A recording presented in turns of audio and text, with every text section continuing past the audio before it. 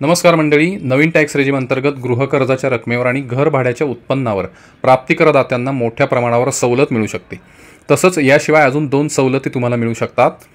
या सवलतींच्या मदतीने तुमचं घर भाड्यातून मिळणारं उत्पन्न 20 लाखांपर्यंत असलं तरी सुद्धा ते उत्पन्न करमुक्त होऊ शकतं। तसंच तुमचं पगारातून मिळणारं उत्पन्न किंवा व्यवसायातून मिळणारं उत्पन्न, पेन्शनमधून मिळणारं उत्पन्न हे जरी 12 लाखांपर्यंत असेल आणि घर भाड्यातून मिळणारं उत्पन्न हे त्या उत्पन्नापेक्षा अजून वेगळं असेल तरी सुद्धा त्यावर तुम्हाला प्राप्तिकर खात्याच्या नियमानुसार सवलत दिली जाते। फक्त ही सवलत मिळवण्यासाठी प्राप्तिकर विभागाकडून काही नियम ठरवण्यात आलेले आहेत। हे नियम आता आपण बघूया। मंडळी, तुम्ही एखादं घर विकत घेतलं असेल आणि त्याच्यावर गृहकर्ज म्हणजे होम लोन सुद्धा काढला असेल तर त्या गृहकर्जाच्या रकमेवर तुम्हाला नवीन टॅक्स रेजिम अंतर्गत सवलत मिळते। मात्र त्यासाठी प्रमुख 3 नियम आहेत। नियम पहिला, तुमचं घर ज्याच्यावर तुम्ही गृहकर्ज काढलं आहे ते घर तुम्ही भाडे तत्वावर दिलेलं असलं पाहिजे। या प्रकाराला लेट आउट प्रॉपर्टी असं म्हणतात, म्हणजे भाडे तत्वावर दिलेलं घर किंवा प्रॉपर्टी। थोडक्यात त्या घरात तुम्ही स्वतः राहत असाल तर त्या घरावर काढलेल्या गृहकर्जाच्या रकमेवर तुम्हाला नवीन टॅक्स रेजिम अंतर्गत कुठलीही सवलत दिली जात नाही। त्यामुळे तुम्ही घेतलेलं घर जर तुम्ही भाड्यानं दिलेलं असेल तरच तुम्हाला गृहकर्जाच्या रकमेवर नवीन टॅक्स रेजिम अंतर्गत सवलत मिळू शकते। हा आहे पहिला नियम।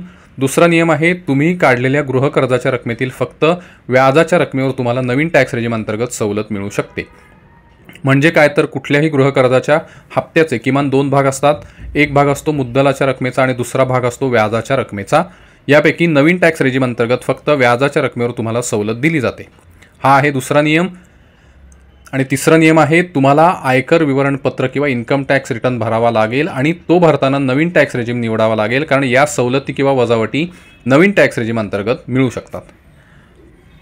तर मंडळी, आता आपण आकडेमोडीद्वारे हे बघूया की ही सवलत तुम्हाला कशी मिळेल।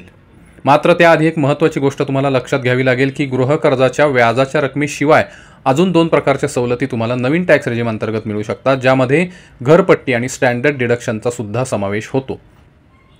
तर ही आकडेमोड कशी होते ते आता आपण बघूया।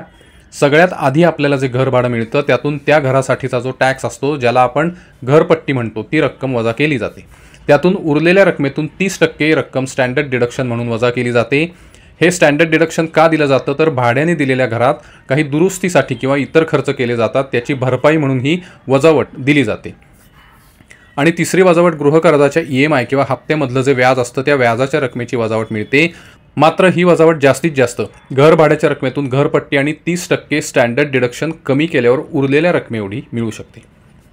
उदाहरणार्थ, जर तुम्हाला घर भाड्यापोटी एका आर्थिक वर्षात 5 लाख रुपये मिळत असतील तर त्यातून समजा घरपट्टी म्हणून 20,000 रुपये वजावट मिळेल। आता उरले 4,80,000 रुपये। या 4,80,000च्या 30% स्टँडर्ड डिडक्शन मिळतं, म्हणजे 1,44,000 रुपये स्टँडर्ड डिडक्शन म्हणून मिळेल। मग उरले 3,36,000 रुपये। आता समजा तुम्ही गृहकर्ज घेतला असेल ज्याचा कर्जाचा हप्ता तुम्हाला एका आर्थिक वर्षात 6 लाख रुपये द्यावा लागत असेल। आता या कर्जाच्या हप्त्यामध्ये मुद्दल आणि व्याज दोन्ही समाविष्ट असतात। त्यातली जी व्याजाची रक्कम असेल तेवढीच रक्कम तुम्हाला इथं वजा करता येईल। ती व्याजाची रक्कम समजा 3,10,000 रुपये तुम्हाला भरावी लागत असेल तर उरलेल्या 3,36,000 रुपयांमधून 3,10,000 रुपये वजा केले जातील आणि उरलेली रक्कम म्हणजे 26,000 रुपये तुमच्या उत्पन्नामध्ये जोडले जातील आणि टॅक्स स्लॅबनुसार त्या रकमेवर तुम्हाला प्राप्तिकर भरावा लागेल। थोडक्यात तुम्हाला दरवर्षी 5 लाख रुपये घर भाडं मिळत असेल तरी त्यातील फक्त 26,000 रुपये एवढ्या रकमेवरच तुम्हाला प्राप्तिकर भरावा लागेल। या बाबतीत तुमचं इतर उत्पन्न जर 12 लाख रुपये असेल तर त्यामध्ये घर भाड्यातील उरलेले 26,000 रुपये जोडले जातील आणि 12,26,000 रुपयांवरती तुम्हाला नियमानुसार प्राप्तिकर भरावा लागेल, जो 26,000 रुपये होईल। कारण 12 लाखांपेक्षा जास्त उत्पन्नावर एका ठराविक मर्यादेपर्यंत प्राप्तिकरात नवीन टॅक्स रेजिम अंतर्गत मार्जिनल रिलीफचा सुद्धा फायदा मिळतो। तुम्हाला मार्जिनल रिलीफ या प्राप्तिकरातील सवलतीविषयी संपूर्ण माहिती घ्यायची असेल तर आत्ता आय बटनमध्ये दिसत असलेल्या लिंकवर क्लिक करा किंवा कमेंट बॉक्समध्ये त्याच व्हिडिओची लिंक दिलेली आहे, त्याचा उपयोग करून सुद्धा तुम्ही मार्जिनल रिलीफ संबंधी माहिती देणारा व्हिडिओ बघू शकता। या बाबतीत जर तुम्ही गृहकर्ज घेतलं नसेल आणि तुमचं घर भाड्यानं दिलेलं असेल तर गृहकर्जाच्या हप्त्याची वजावट वगळता बाकी 2 वजावटी तुम्हाला मिळू शकतील। म्हणजे 5 लाखाच्या वार्षिक घर भाड्याच्या रकमेतून 20,000 रुपये घरपट्टीची रक्कम वजा होईल आणि उरलेल्या रकमेवर 30% स्टँडर्ड डिडक्शनची वजावट मिळेल, जी 1,44,000 रुपये होते। म्हणजे एकूण वजावट 1,64,000 रुपये एवढी होईल आणि उरलेली रक्कम म्हणजे 3,36,000 रुपये तुमच्या उत्पन्नामध्ये जोडले जातील आणि टॅक्स स्लॅबनुसार त्या रकमेवर तुम्हाला प्राप्तिकर भरावा लागेल। या बाबतीत तुमचं उत्पन्न जर 12 लाख रुपये असेल तर त्यामध्ये घर भाड्यातील उरलेले 3,36,000 रुपये जोडले जातील आणि 15,36,000 रुपयांवरती तुम्हाला नियमानुसार प्राप्तिकर भरावा लागेल। तर अशा प्रकारे तुम्ही तुमच्या भाडे तत्वावर दिलेल्या घराच्या उत्पन्नावर आणि गृहकर्जाच्या व्याजाच्या रकमेवर सवलत मिळवू शकता. आता आपण बघूया अजून एक उदाहरण, ज्यामध्ये जर तुम्हाला फक्त घर भाड्यातून उत्पन्न मिळत असेल आणि हे उत्पन्न जर 20 लाखांपर्यंत असेल तर ते उत्पन्न करमुक्त कसं होईल.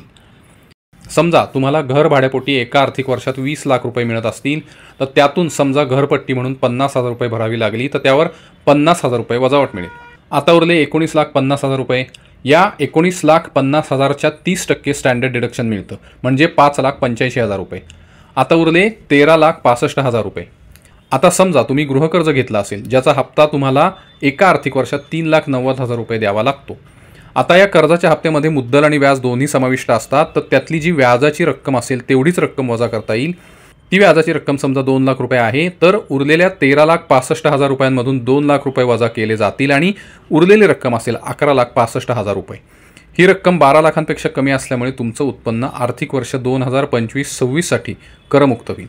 तर मंडळी, अशा प्रकारे तुम्हाला नवीन टॅक्स रेजिम अंतर्गत घर भाड्यातून मिळणाऱ्या उत्पन्नावर आणि गृहकर्जातील व्याजाच्या रकमेवर सवलत मिळू शकते. धन्यवाद.